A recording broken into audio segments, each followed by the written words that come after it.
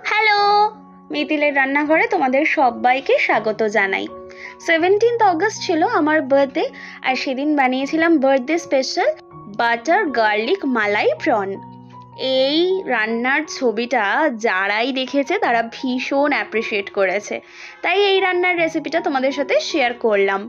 প্রথমে চিংড়ি মাছ মাথাটা ছাড়িয়ে লেজটা রেখে দিতে হবে, একটু লেবুর রস, নুন আর রসুন দিয়ে ম্যারিনেট করে তারপর আমি হালকাভাবে ভেজে নেব। ওভারকুক করলে কিন্তু চলবে না। তারপর সেটা আমি তুলে রেখেছি। এবার ওই প্যানের মধ্যেই আরেকটু বাটার দিলাম, তার সাথে দিয়ে দিচ্ছি রসুন বাটা, সেটা দিয়ে খুব ভালো করে মিক্স করে নিচ্ছি। খুব ভালোভাবে করতে হবে, না হলে এই গার্লিক সসটা রেডি হবে না।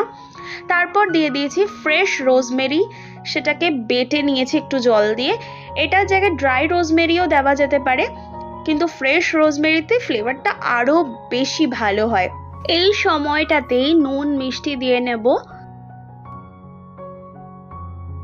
খুব ভালো করে কিন্তু গার্লিক সসটা রেডি করতে হবে, তাহলে চিংড়ি মাছের সাথে মিশে এটা খেতে দুর্দান্ত হবে। এরপর দিয়ে দিলাম পিৎজা সিজনিং আর চিলি ফ্লেক্স, অরিগ্যানো দিয়ে ভালো করে একদম সসটা রেডি করছি। এরপর ভেজে রাখা প্রনটাও দিয়ে দেব, দিয়ে ভালো করে গার্লিক সসের সাথে মিক্স করে নেব। এটা যত ভালো সসটা তৈরি হবে তত বেশি ফ্লেভারফুল হবে।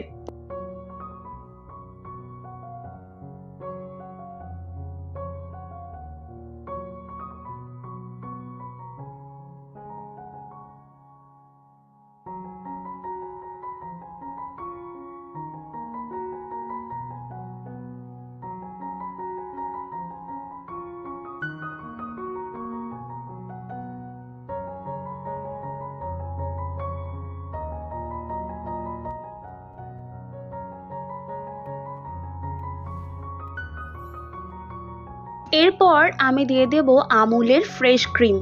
আমি পুরো প্যাকটাই ইউজ করেছি, কারণ এই রান্নাতে একটুও জল বা দুধ আমি অ্যাড করব না, পুরোটাই ক্রিমে রান্না হবে। আর ভীষণ ক্রিমি একটা টেক্সচার আসবে, ফ্লেভারফুল তো হবেই। জাস্ট দেখো, দারুণ দেখতে হয়েছে আর খেতেও ভীষণ ভালো হয়েছিল। তবে নুনটা একটু চেক করে দিতে হবে, কারণ সিজনিং আর বাটারে বেশ অনেকটা নুন থাকে। বেশি আবার নুন হয়ে গেলে কিন্তু অতটা ভালো লাগবে না। তারপর ওপর থেকে আরেকটু ক্রিম ছড়িয়ে দিলাম, ব্যাস রেডি হয়ে গেল বাটার গার্লিক মালাই প্রন।